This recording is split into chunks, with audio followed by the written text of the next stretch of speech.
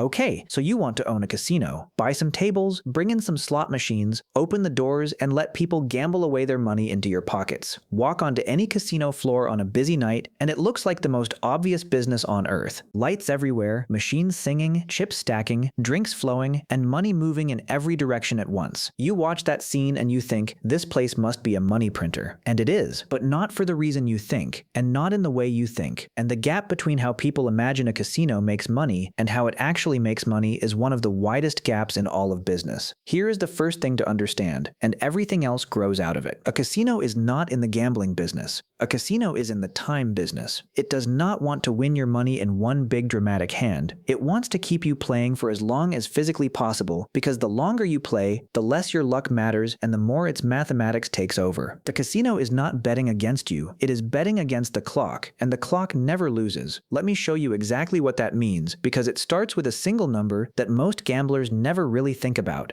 It is called the house edge. Every game in the building, every table, every machine is built with a small mathematical advantage baked permanently into the rules. Not a big one. On some games it is over 10%. On others it is only 1 or 2%. It sounds almost fair. If a game only takes 1 or 2%, surely you can win. And here is the trap. In the short term, you absolutely can. You can walk in, place one bet, win, and walk out richer. The house edge does nothing to stop that. On a single bet, the casino has almost no power over you at all. Luck rules the short term completely, and the casino knows this. In fact, the casino is counting on it, because those short-term winners, the people who walk out ahead, are the best advertising the building will ever have. They tell their friends, they come back convinced they have a system. What none of them can feel, standing at the table, is what happens when you stop looking at one bet and start looking at a million bets. This is the law of large numbers, and it is the single most important idea in the entire industry. Flip a fair coin 10 times, and you might get 7 heads. That is luck, and it is completely normal in the short term. Flip that same coin 10 million times, and you will get almost exactly 50%, because over a huge number of tries, luck cancels itself out and only the underlying math remains. A casino floor is a machine for generating an enormous number of tries, thousands of bets per hour on a busy table, millions of spins per day across a floor of slot machines. At that scale, luck stops existing. It does not reduce. It vanishes. And what is left, guaranteed, mechanical, and utterly reliable, is the house edge, grinding away at a fixed percentage of every single dollar that is wagered. So now you understand the casino's real enemy. It is not the skilled player, it is not the lucky player, it is the player who leaves early. A player who wins a bit and walks away has stolen a piece of the short term and denied the casino its precious large numbers.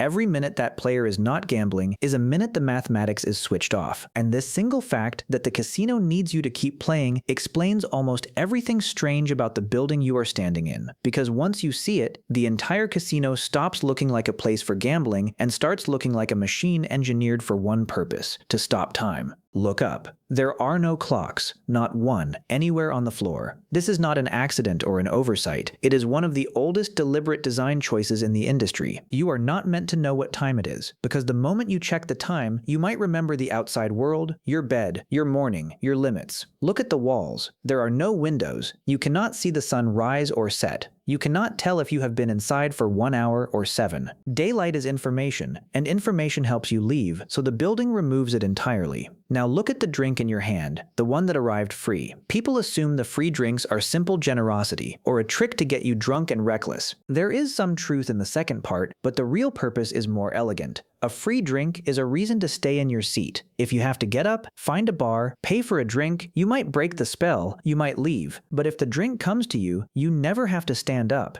and every minute you stay seated is another minute feeding the large numbers. The drink is not a gift, it is an anchor. Now look at the floor beneath your feet. It is a maze. There are no straight lines to the exit. The pathways curve, they loop, they pull you deeper toward the center where the most profitable machines wait. To leave, you often have to walk past 100 more chances to play. This is not bad design. It is the most expensive, most carefully studied design in the building. Look at the carpet, loud and chaotic, engineered to keep your eyes up on the machines, not down on your feet walking out. Look at the ceilings, often low over the slot machines to create a cocoon and soaring high over the table games to signal importance. Listen to the sound. Every machine is tuned to celebrate. Winning sounds are loud, musical, and constant. But here is the secret that took researchers years to expose. Many of those triumphant sounds are not wins at all. They are what the industry calls losses disguised as wins. You bet on 10 lines, you win back less than you put in, you have actually lost money on the spin, and the machine erupts in lights and fanfare as if you have triumphed. Your brain hears victory, your wallet quietly shrinks, and you keep playing. Even the temperature, the lighting, the smell in some buildings, all of it is tuned toward one goal. Keep you comfortable, keep you seated, keep you playing, keep the clock running so the mathematics can do its patient, invisible work. So that is the machine. Now let us talk about what it actually costs to build one, because the numbers are staggering and they explain the casino's next secret. A serious casino is almost never just a casino. Building a major casino resort can cost hundreds of millions of dollars, and at the top end, the most famous integrated resorts in the world have cost several $billion each. Billion for a building. And here is the strange part. The gambling floor itself, the tables and the machines, the thing you think of as the business, is often not where most of that money is spent, and increasingly not even where most of the money is made, because a modern casino resort has quietly become something else. It has become a shopping mall, a hotel, a concert venue, a collection of restaurants, a nightclub, and a convention center, all wrapped around a gambling floor. And this shift is one of the most important stories in the entire industry. For decades, the math was simple. The rooms, the food, the shows existed to bring people to the tables, and the tables made the money. Casinos gave away hotel rooms, gave away meals, gave away tickets, all as bait, because a gambler in the building was worth far more than the cost of a free steak. But something changed. As competition exploded and gambling appeared in more and more places, the gambling itself became less special, and the resorts around it became the attraction. At many of the largest modern resorts, more than half of all revenue now comes from non-gambling sources. The hotel, the restaurants, the shopping, the shows, the clubs.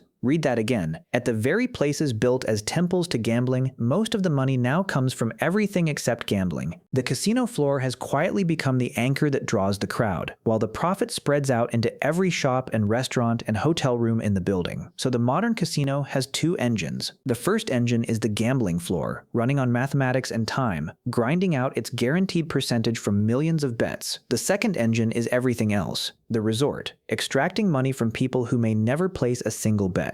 And the two engines feed each other. The spectacle draws the crowd fills the rooms and the restaurants, and some fraction of that crowd wanders onto the floor and feeds the large numbers. Now let us talk about the customer the casino truly cares about, because it is not the tourist dropping $100 on a slot machine on holiday. It is a very small number of people who behave very differently. In many casinos, a tiny fraction of players generate an enormous share of the gambling profit. These are the high-stakes players, the ones who bet large and play long, and for them the entire relationship inverts. The casino stops taking and starts giving. Free suites, free flights, free everything. Gifts, credit, personal hosts whose entire job is to keep one wealthy player happy and playing. To an outsider it looks insane, giving a fortune away to one person, but the mathematics is cold and clear. If a player will wager millions over a weekend, the house edge on those millions is worth far more than the cost of the suite and the jet. The casino is simply buying more time at the table from its most valuable customer, because more time means more bets, and more bets means the large numbers do their work on a very large pile of money. But this is also where the whole machine becomes dangerous, and where the story stops being clever and starts being serious, because a business model built entirely on keeping people playing as long as possible has an obvious dark edge. The same design that keeps a casual player in their seat for 1 extra hour can keep a vulnerable person in their seat until they have lost everything. The removed clocks, the free drinks, the maze, the losses disguised as wins, all the psychology that maximizes time also maximizes harm for the people least able to stop. This is not a small side issue. It is the central ethical tension of the entire industry, and it is why casinos, more than almost any other business, operate under heavy regulation, licensing, oversight, and rules designed to force some friction back into a machine engineered to remove all of it. Different places handle this very differently, some with strict limits and required breaks and self-exclusion programs, some with almost nothing, but everywhere the tension is the same. The business is profitable in direct proportion to how long it can keep people playing, and keeping people playing is exactly the thing that causes the most harm. And this is the real reason casinos are so tightly controlled, so heavily taxed, so surrounded by rules that do not apply to a normal shop.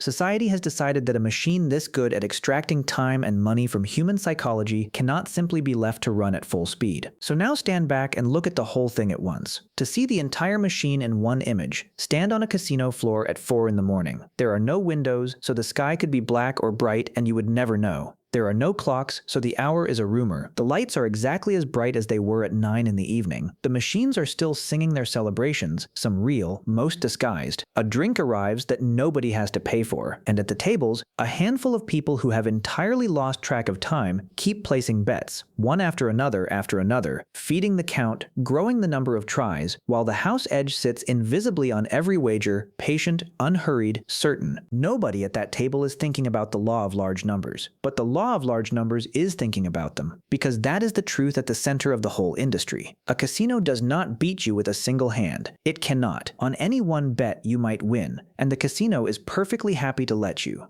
A casino beats you with the one resource you can never win back and never get more of. It beats you with time. Every other business sells you something and hopes you come back. The casino sells you the feeling of a chance and quietly buys your hours because it has done the mathematics that you have not, and it knows, with total certainty, that if it can just keep you in the chair long enough, the outcome was never in doubt. The house does not need luck. It only needs you to stay. And everything in that building, every light, every sound, every free drink, every missing clock and missing window exists to do one thing: keep you sitting exactly where you are, while the most reliable force in the entire business, not luck, not skill, but time itself, finishes the job.